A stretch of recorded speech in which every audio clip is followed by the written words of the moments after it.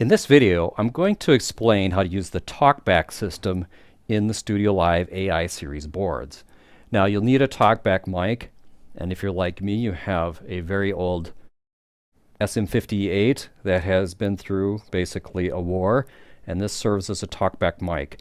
Now, you could use any sort of mic, even powered mics, because the TalkBack input on the back of the board does supply 48-volt phantom power, so you want to be aware of that. Now, over in the TalkBack section, we have the basic level for the actual TalkBack mic. And then you have a routing assignment for where you want TalkBack to go.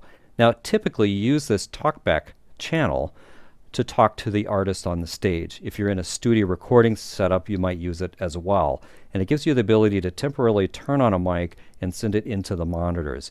So typically you're going to assign this to your stage monitors.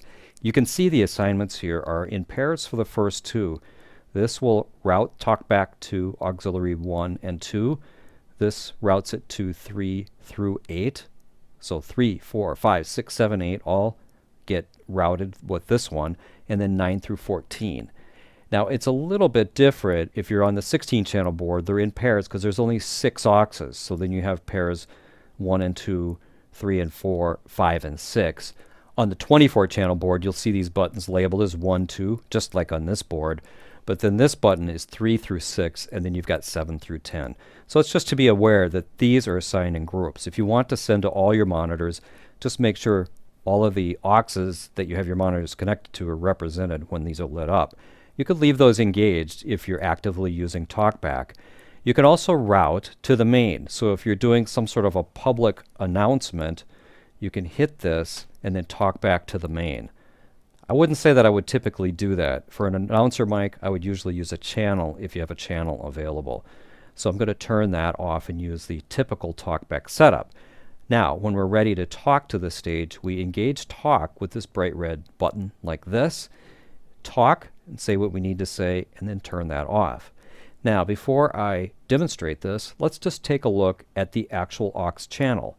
Now, we explained how to use aux outs in the last video. So we're going to use aux out 1. If we go into mix, this is the mix, as we explained. If we hit mix the second time, we go into the aux flip mode, which opens up these additional things that you can mix in. And you'll see right here, TalkBack. So we need to have the TalkBack level turned up, or the artists and the musicians aren't going to hear anything when you say your important announcement. So with this turned up, we're listening right here to the aux out as we were in the last video. I should be able to take my mic here, and we should be able to hear it as we talk back. Now, right now we don't, because there's nothing happening, but if I enable talk and tap on that,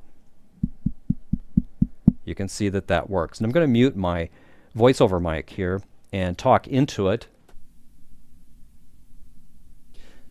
Yeah, can you turn the guitar amp up? Yeah, I'm not getting any guitar. Yeah, turn that up. Great, thanks. And that is something I probably never said in a live show. One of the things I want to point out with the assignment, if I assign to aux 1, 2 like this, and I go here to the second aux out, and I go to the aux flip mode, you can see that I could still adjust the TalkBack level per mix, per aux out separately. So I could have it way up in this monitor, and I could have it down a little bit more in this monitor. So if it's a different kind of system or different kind of monitoring system, you can adjust that to match. So we'll do one final demo of TalkBack. Thanks for watching, and I'll see you in the next video.